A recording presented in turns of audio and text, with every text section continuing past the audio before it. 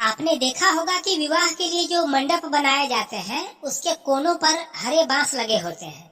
इन बांसों के सहारे ही पूरा मंडप टिका होता है। सवाल है कि मंडप में बांस, खासकर हरे बांस ही क्यों लगाए जाते हैं।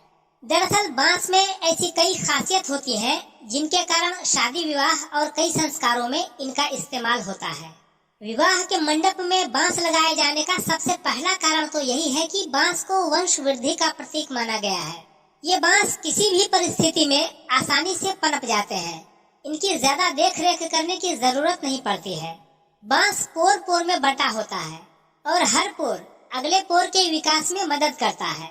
इस तरह यह लगातार बढ़ता जाता है। यह वंश वृद्धि का संकेत है। बांस की टहनी बहुत लचीली होती है।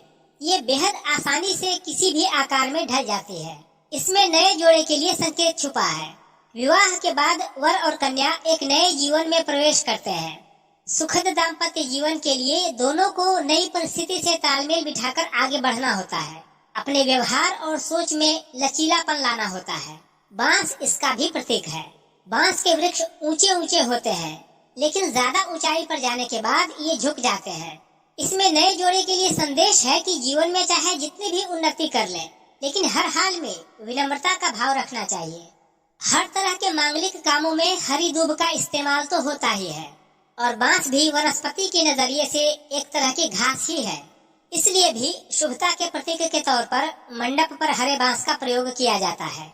श्री रामचरितमानस में भी वर्णन मिलता है कि राजा जनक जी ने श्री राम जानकी के विवाह के लिए जो मंडप तैयार कराया था उसमें हरे बांस ही लगाए गए थे।